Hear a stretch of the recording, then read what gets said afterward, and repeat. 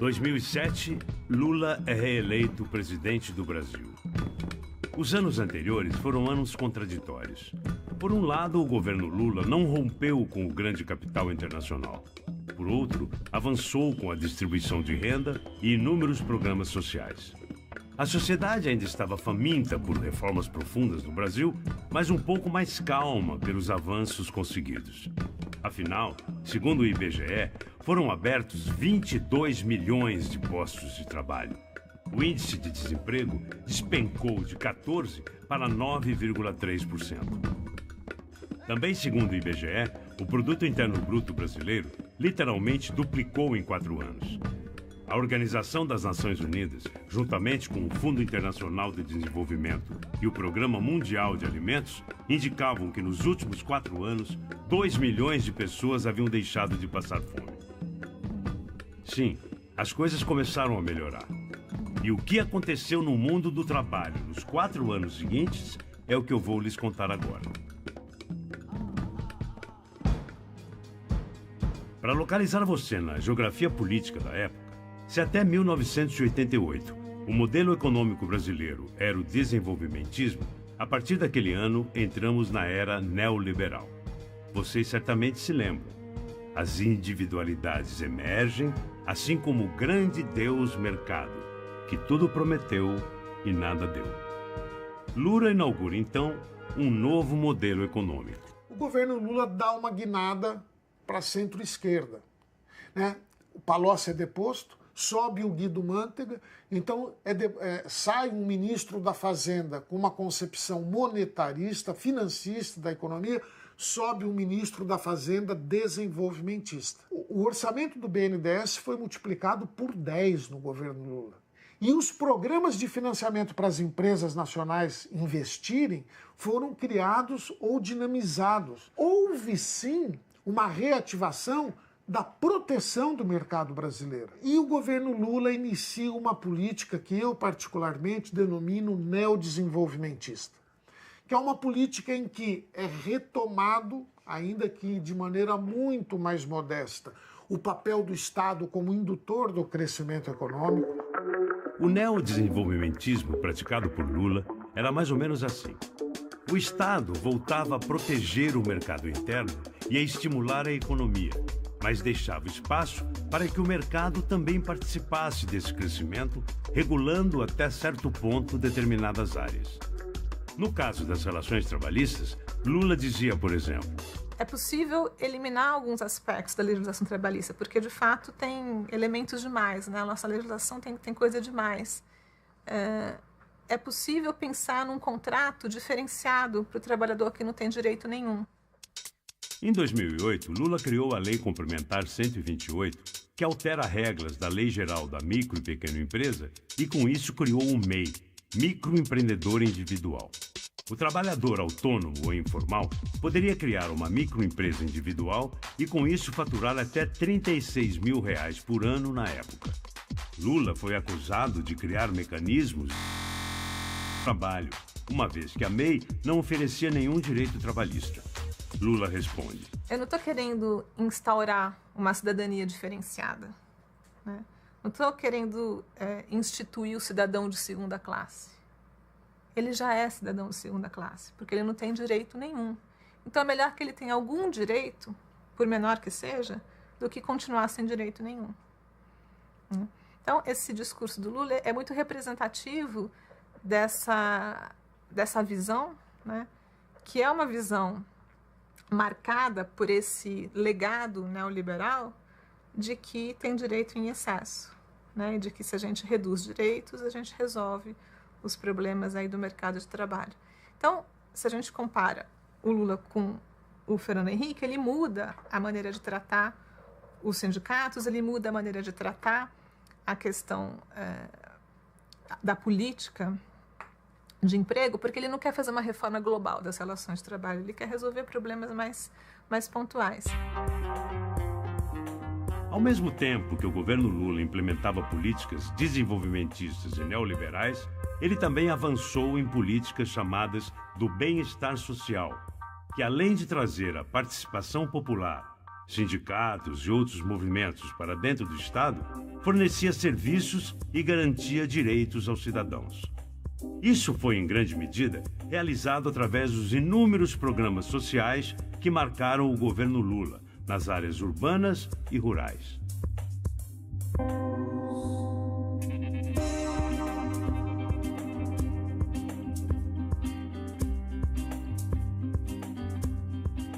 Talvez uma das coisas mais importantes do governo do PT no Brasil foi incluir a organização popular na mesa de negociação, concretamente. Isso significou um novo protagonismo dos sindicatos. A negociação do salário mínimo, da política de valorização do salário mínimo, sem sombra de dúvida, foi a maior negociação coletiva do mundo. Ela impacta, mais de 80 milhões de pessoas, né, de maneira direta ou indireta. Né, e ela foi efetivamente uma negociação entre as centrais sindicais e o governo, né, e os empresários. O salário mínimo nos governos do PT teve aumento real de 70%.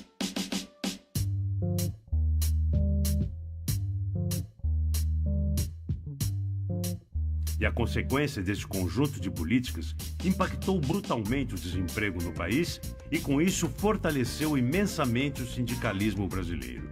O governo Lula derrubou o desemprego de 13,5% que ele recebeu do Fernando Henrique Cardoso para 4,7%.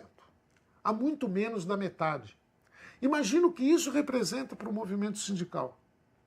Mais segurança, mais confiança para o trabalhador, a percepção de que a conjuntura é mais favorável, que se ele perder este emprego, ele pode arrumar outro emprego.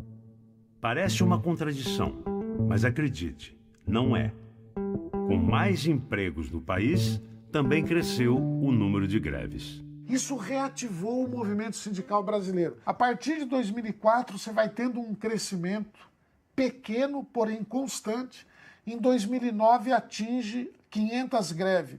O último ano do levantamento, 2013, ultrapassou 2.000 greves. O ano de 2013, que é o último ano para o qual temos levantamento. Superou o recorde de 1989, que era 2.000 greves no ano. Então, não só cresceu o número de greves, como essas greves foram vitoriosas.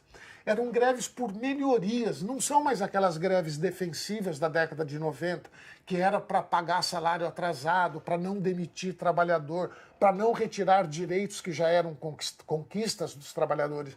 Agora são greves ofensivas para melhorar o salário, melhorar as condições de trabalho. Isso é uma recuperação muito forte do movimento sindical.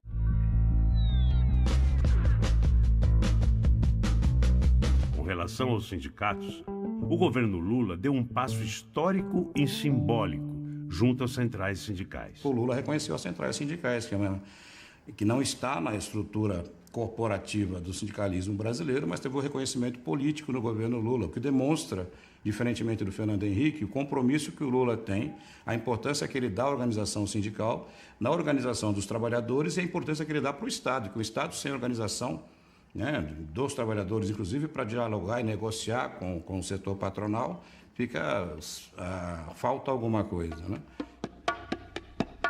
Olhando assim, dá quase para pensar que finalmente o Brasil tinha dado um passo em direção ao desenvolvimento, à distribuição de renda e, por que não, tinha dado um passo em direção à democracia.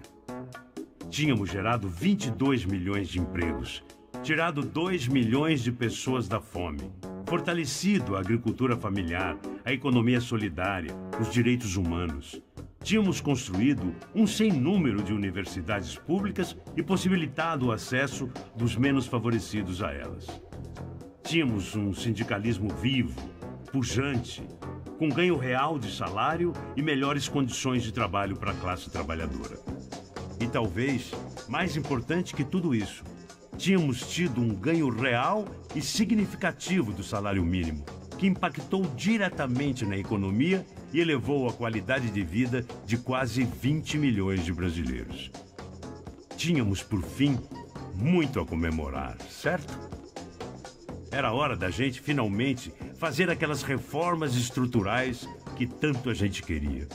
Taxar as grandes fortunas, impostos progressivos, reforma agrária e urbana, democratizar os meios de comunicação, enfim, aquelas coisas que são tão caras para qualquer país civilizado. Só que não seria assim tão fácil. O governo do presidente Lula me parece que tinha certeza, né, de que a maioria que havia permitido vencer as eleições em 2002, a maioria que se compõe em torno do programa do presidente Lula, era uma maioria, em primeiro lugar, constituída de perdedores pelo programa neoliberal dos anos 90, ou seja, eram desempregados, era uma classe média que havia sido excluída praticamente pela ausência de empregos e condições de ascensão social, eram agricultores, agricultura familiar, ou seja, vários segmentos que se uniram, de certa forma, dentro da proposta apresentada pelo então candidato presidente Lula. Essa maioria, na verdade, validou a vitória do presidente Lula, mas, de certa maneira, não aceitou a ideia de que era necessário fazer reformas no capitalismo brasileiro.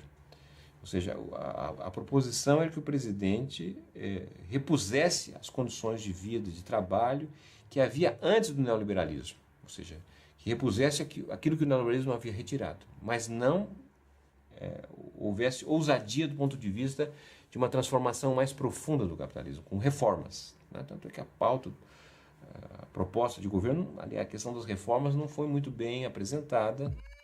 E você pode me dizer, não entendi. Como isso se deu na prática?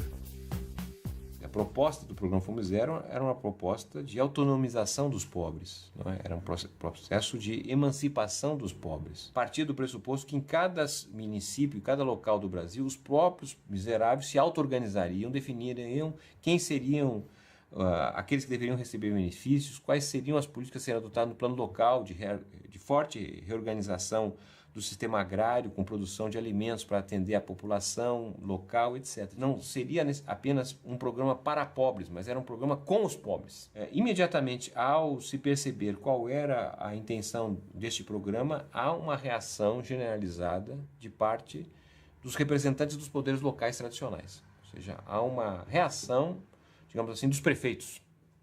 Alto lá, ninguém vai mexer nos meus pobres. Para quem conhece a história brasileira sabe que, infelizmente, uma parcela importante dos pobres se torna massa de manobra no processo eleitoral.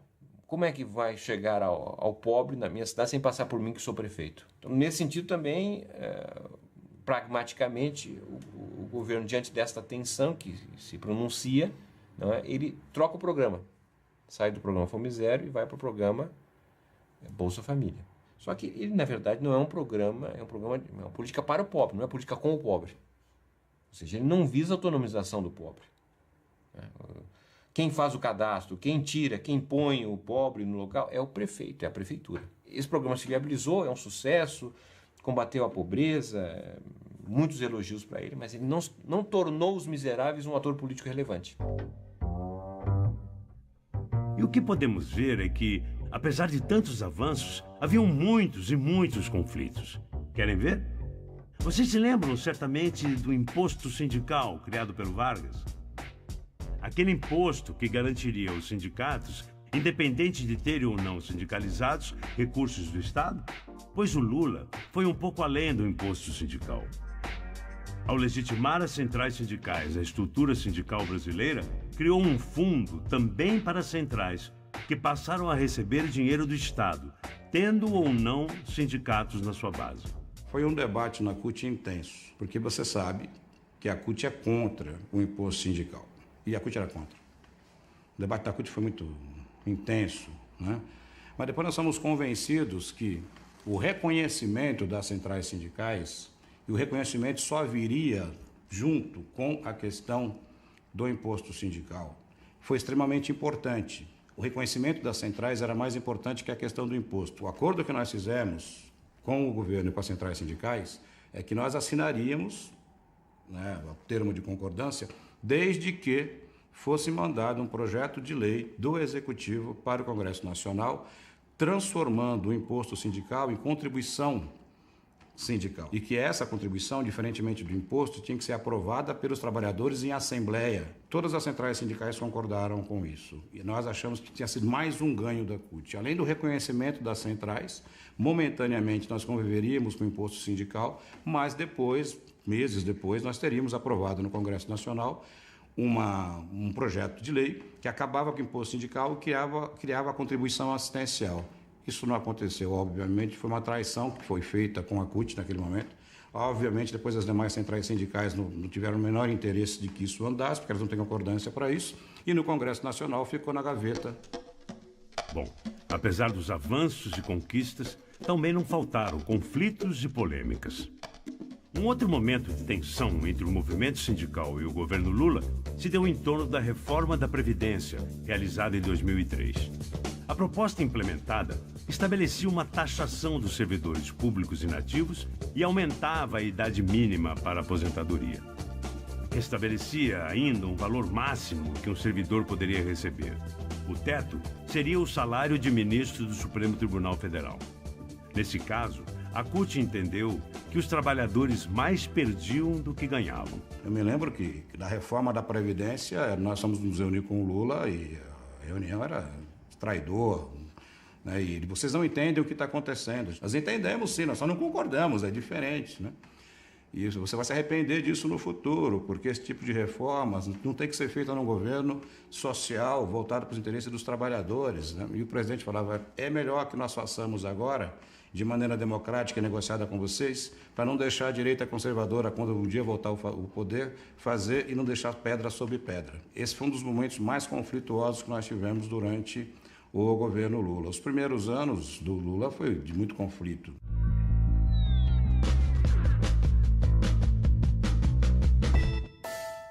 Esse foi um momento particularmente difícil para o sindicalismo. Alguns sindicatos entendiam que o governo havia, de fato, cooptado a maior central sindical do país, a CUT, tanto e a tal ponto que ela deixava de ser combativa. As contradições eram óbvias. Crescimento econômico com alguma distribuição de renda por um lado e, por outro, a ausência das reformas estruturais, reivindicações históricas do movimento social e sindical. Essa tensão cresceu a tal ponto que o resultado não poderia ter sido outro. O movimento sindical rachou.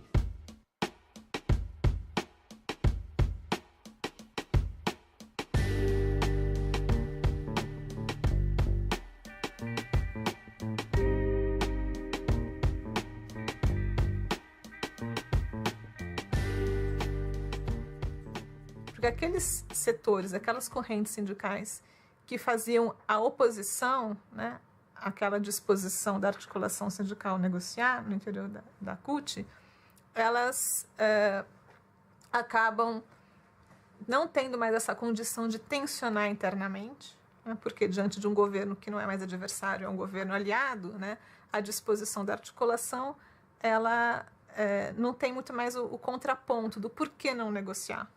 Né? Então, essas correntes, ou várias dessas correntes, não todas, mas essas correntes saem da CUT. É um processo de cisão da CUT que leva à criação da Conlutas, leva à criação da Intersindical, à criação da CTB, que são 3 centrais sindicais que saem do interior da CUT. Esses companheiros saíram da CUT por conta da reforma da Previdência e que eles, equivocadamente, na minha análise, acharam que a CUT não deu a resistência necessária. A CUT fez a resistência mais que ela pôde fazer.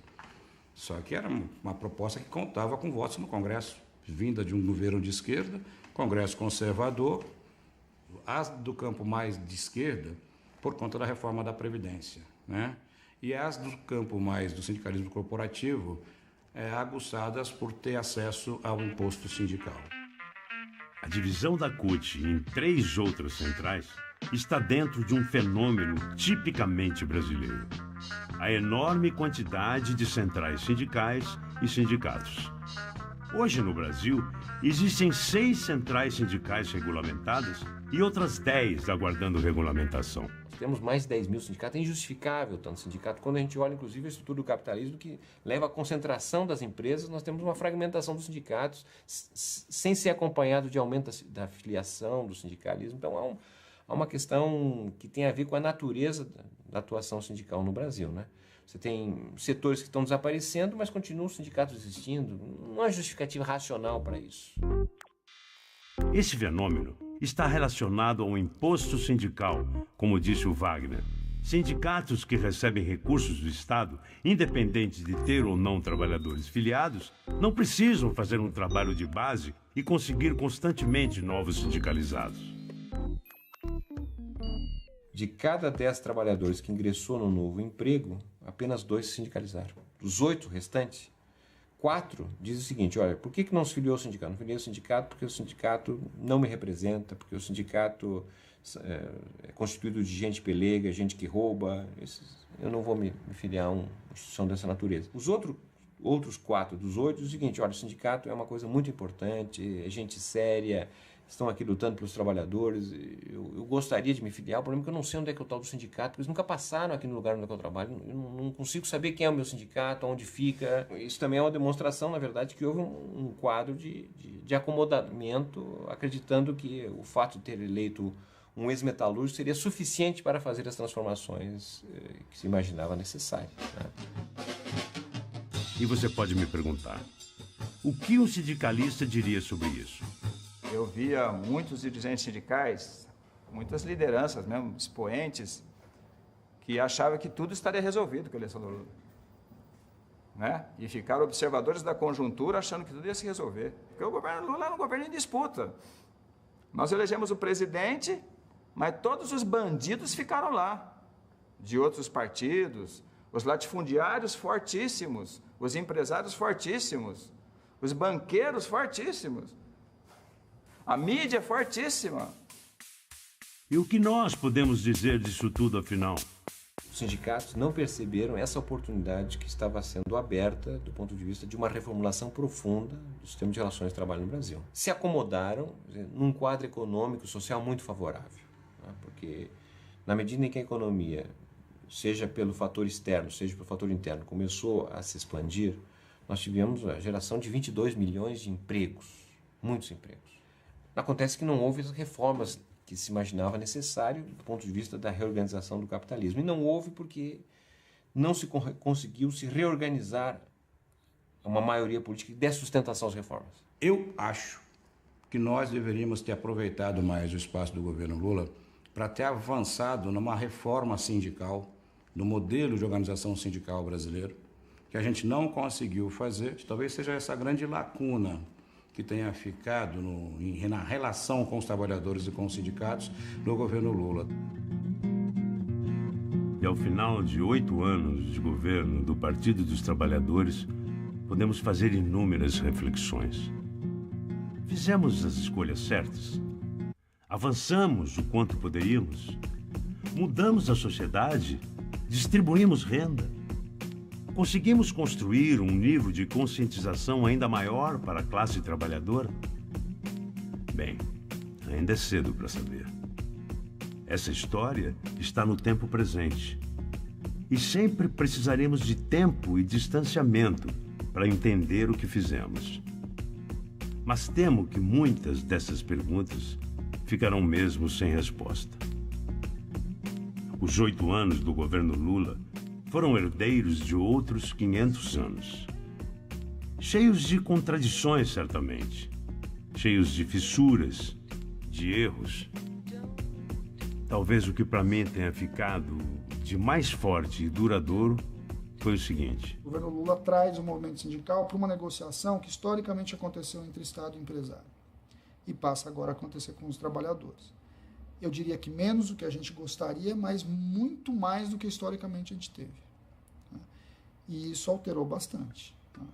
Isso alterou, inclusive, a pauta do movimento sindical. Seja como for, acho sim que tivemos muitas coisas para se comemorar.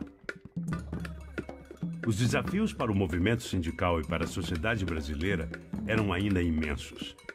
E nesse contexto, apesar de todas as contradições, Lula elegeria o seu sucessor.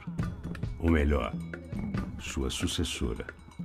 A primeira presidenta da história do Brasil.